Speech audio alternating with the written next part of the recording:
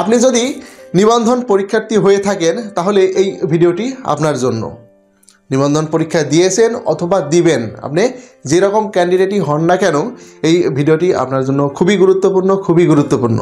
কারণ এই ভিডিওতে আমি আলোচনা করতে চলেছি যে এনটিআরসিএ যখন নিয়োগ বিজ্ঞপ্তি প্রকাশ করে, যেমন 18তম বা 19তম বা 17তম এই যে নিয়োগ বিজ্ঞপ্তি যখন প্রকাশ করে তখন বয়স কেমন রাখে, এবং যখন গণবিজ্ঞপ্তি প্রকাশ করে, এ যাবৎ 5টি গণবিজ্ঞপ্তি হয়েছে, তো এই গণবিজ্ঞপ্তির সময় তখন বয়স কেমন রাখে, এই দুইটার সামঞ্জস্য আসলেই কি থাকে নাকি থাকে না, ডিটেলস জানতে পারবেন এই ভিডিওতে। এবং সেই সাথে আরও জানতে পারবেন যে এই দুই বিজ্ঞপ্তিতে বয়সের সামঞ্জস্য না থাকার কারণে একজন ক্যান্ডিডেটের স্বপ্ন কিভাবে ধূলিসাৎ হয়ে যায়। অর্থাৎ একজন ক্যান্ডিডেট সে প্রিলি পরীক্ষা দেয়, রিটেন পরীক্ষা দেয়, ভাইভা দেয়, ফাইনালি যখন সে নিয়োগ পাবে তখন গিয়ে দেখে যে বয়সের বেড়াজালে সে আটকা পড়ে গেছে এবং ফাইনালি সে চাকরিটা পায় না।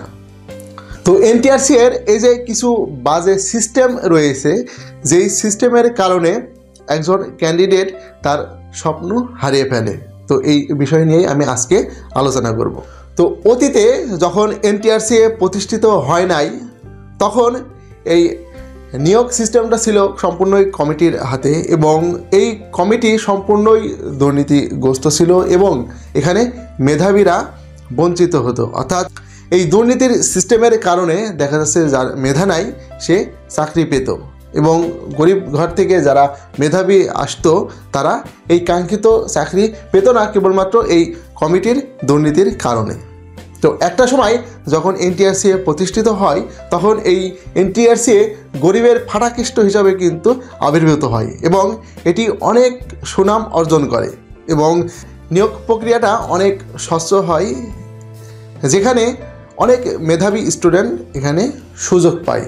অর্থাৎ বিনা টাকায় বিনা ঘুষে একজন মেধাবী স্টুডেন্ট যে গরিব ঘর থেকে উঠে আসছে সেও এই চাকরিটা করতে পারছে, এমনই সুনাম অর্জন করে এনটিআরসিএ এবং সেই সুনামটা কিন্তু এখন পর্যন্ত ধরে রেখেছে এবং চাকরির একটা ভালো জায়গা হচ্ছে এনটিআরসিএ। কিন্তু এটার একটা বাজে সিস্টেম রয়েছে, যেই সিস্টেমের কারণে অনেক ক্যান্ডিডেট তার স্বপ্ন হারিয়ে ফেলছে। তো এই বাজে সিস্টেমের মধ্যে একটা সিস্টেম হচ্ছে বয়সের সামঞ্জস্য না রাখা।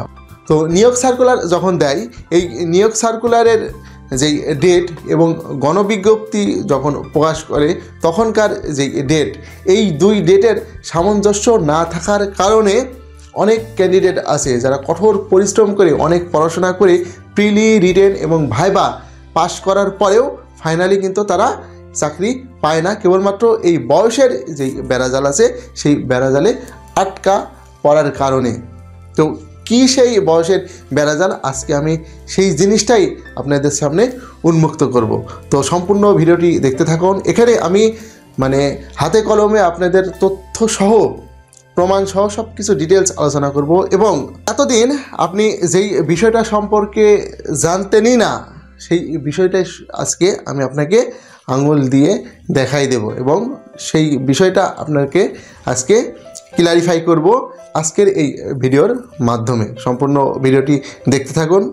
তো আমি এ পর্বে 3টা গণবিজ্ঞপ্তি এবং 3টা সার্কুলার, অর্থাৎ এখন বর্তমানে 18তম ভাইভা চলমান রয়েছে, এই 18তম বাদে বাকি যেই 3টা নিয়োগ বিজ্ঞপ্তি প্রকাশিত হয়েছিল অর্থাৎ 17তম, 16তম এবং 15তম, এবং এই 3টা গণবিজ্ঞপ্তির এগেনিস্টে 5ম, 4র্থ এবং 3য় গণবিজ্ঞপ্তি প্রকাশিত হয়েছিল। তো আমি এই 3টার রেকর্ড আপনাদের দেখাবো এবং এখানে দেখাবো কিভাবে একটা ক্যান্ডিডেটের স্বপ্ন মাটির সাথে মিশে যাচ্ছে। অর্থাৎ সে এত দীর্ঘ পথ কঠোর পরিশ্রম করে এত ক্যান্ডিডেটকে পিছনে ফেলে আসার পরেও ফাইনালি সে চাকরিটা পায় না, কেবলমাত্র এই বয়সের ধরাবাঁধা নিয়মের কারণে। এবং এটা সম্পূর্ণই একটা বাজে সিস্টেম।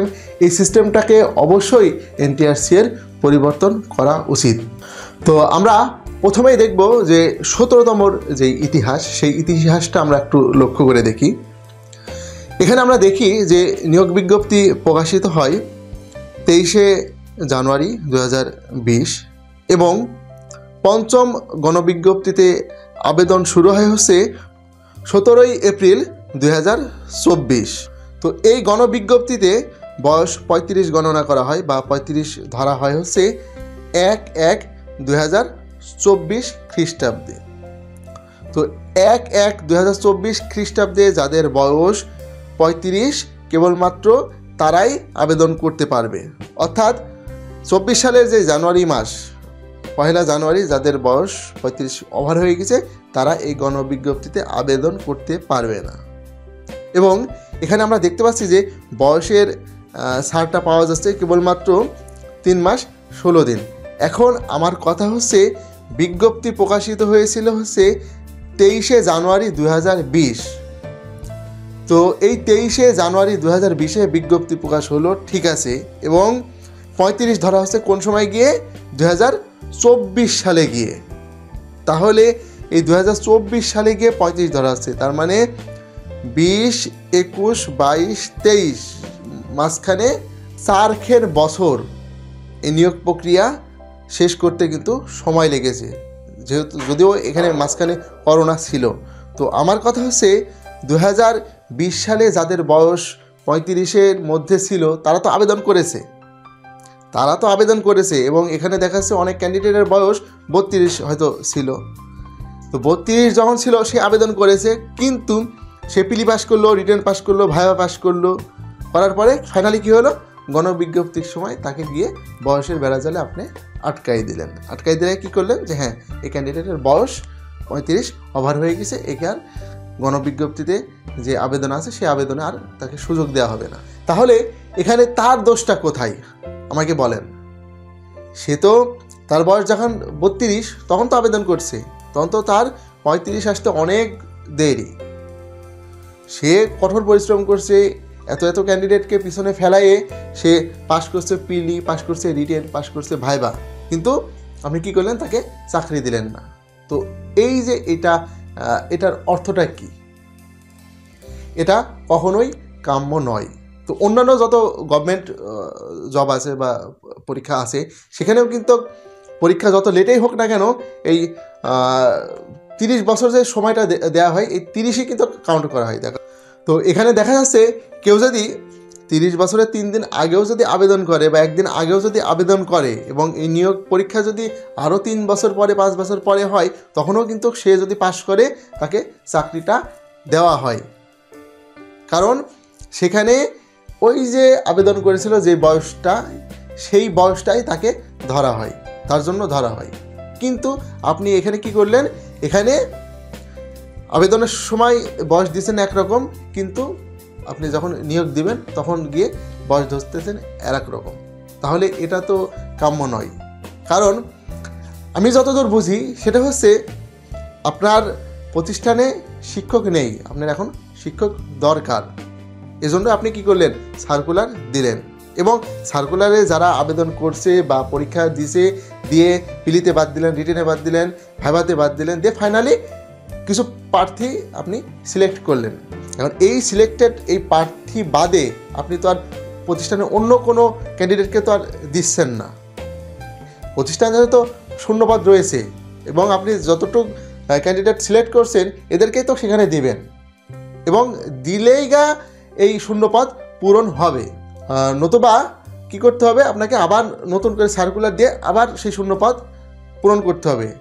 তাছাড়া এই শূন্যপদ আপনার খালি থেকে যাচ্ছে এবং এই শূন্যপদ পূরণ করার জন্যই কিন্তু আপনি এদেরকে সিলেক্ট করছেন। কিন্তু আপনি কি করলেন, এখানে গিয়ে যে বয়সের যে একটা বেড়াজাল, এই বেড়াজালে হ্যাঁ আমি এখন নিয়োগ দেবো, নিয়োগের সময় তার বয়স 35 ওভার হয়ে গেছে, এখন তাকে নিয়োগ দেওয়া যাবে না, এই জায়গায় গিয়ে তাকে আটকাই দিলেন। তো এটা তো সিস্টেমে পড়লো না, কারণ সে যখন আবেদন করে তখন তো তার বয়স 35-এর মধ্যে ছিল। এখন দেখা যাচ্ছে আপনারা পরীক্ষা নিতে দেরি করছেন, এখানে ঢিলামি করছেন, এই যে এত লং টাইম আপনি নিছেন, এটা দোষটা তো সেই ক্যান্ডিডেটের না, এই দোষটা তো সম্পূর্ণই আপনার। তাহলে আপনার দোষে তাকে কেন ভোগান্তিতে ফেলতেছেন? দোষ করলেন আপনি, কিন্তু মাসুল গুনতেছে সে। এই সিস্টেমটা কখনোই কাম্য নয়। এজন্য অবশ্যই এনটিআরসি-এর উচিত যে এই সিস্টেমটা বদলানো এবং গণবিজ্ঞপ্তির যে আবেদনের শুরুর তারিখটা এবং নিয়োগ বিজ্ঞপ্তির যে তারিখ, এই তারিখটা সেম হওয়া উচিত।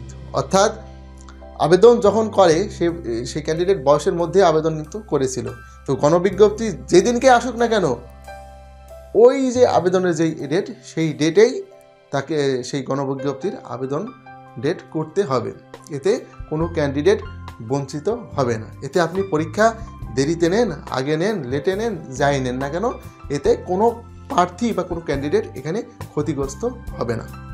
এরপর আমরা যদি বিগত 16 নিবন্ধন পরীক্ষার যে রেকর্ড আছে সেই রেকর্ডটা যদি আমরা একটু পর্যালোচনা করি, তাহলে এখানে দেখি নিয়োগ বিজ্ঞপ্তি প্রকাশিত হয় 23শে মে 2019 সালে এবং গণবিজ্ঞপ্তিতে আবেদন শুরু হয় 29/12/2022 খ্রিস্টাব্দে এবং এই 35 গণনা করা হয় বা ধরা হয় 25শে মার্চ 2020 সালে।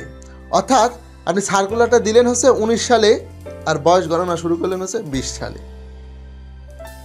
তাহলে এখানে কি হলো, এখানে 19 সালে যে ক্যান্ডিডেট আবেদন করলো সে কি আর এখানে আবেদন করতে পারছে গণবিজ্ঞপ্তিতে?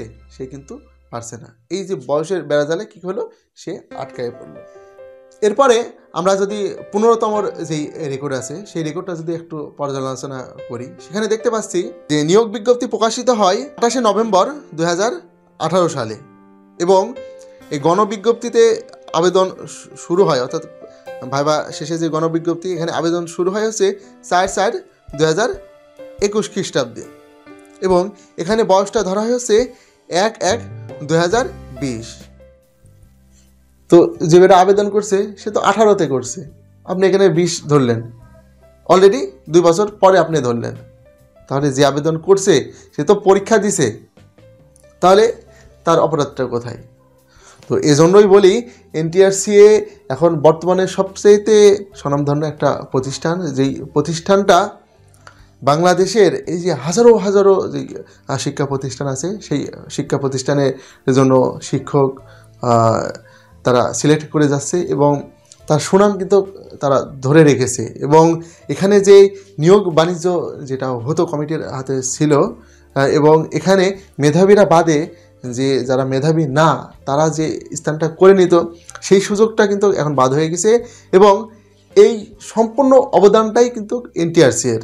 তো আমার রিকোয়েস্ট বা আমার অনুরোধ থাকবে যে এনটিআরসি-এর অবশ্যই এই সিস্টেমটা একটু চেঞ্জ করার বা একটু পরিমার্জন করার, কারণ একটা প্রতিষ্ঠানের ভালো দিক খারাপ দিক এটা থাকবে অবশ্যই এবং যাত্রাপথে বা যখন এটা যাত্রা শুরু হয় তখন দেখা যাচ্ছে এটার অনেক ভুল ত্রুটি থাকা স্বাভাবিক।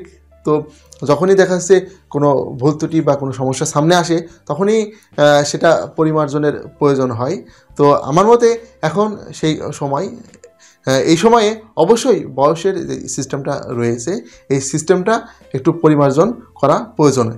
তো এনটিআরসি-এর যারা ক্যান্ডিডেট রয়েছেন, যারা পরীক্ষা দিয়েছেন বা দিবেন, তাদের উদ্দেশ্যে আমি একটা কথা বলে যাই, সেটা হচ্ছে আপনারা অবশ্যই এনটিআরসি-কে এই বিষয়ে অবগত করবেন। বিগত 17 সালে আমরা দেখি কেবলমাত্র 3 মাস 16 দিন বয়সের ছাড় দেওয়া হয়েছে, যেখানে 16তমতে দেওয়া হয়েছিল 2 বছর 9 মাস 4 দিন এবং 15তমতে দেওয়া হয়েছিল 2 বছর 4 মাস 7 দিন। 17তমতে দেখা যাচ্ছে 3 মাস দিয়েছিল, এখানে 18তমতে এসে দেখা যাচ্ছে আর একদিনও দিচ্ছে না, এমনও হতে পারে।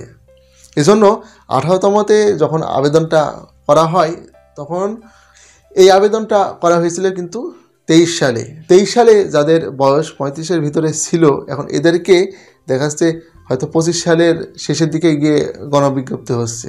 এখন এই 25 সালেই যদি আপনি আবেদনের বয়সটা ধরেন তাহলে 23 সালের এই ক্যান্ডিডেটগুলো কী হয়ে যাবে, বাদ পড়ে যাবে।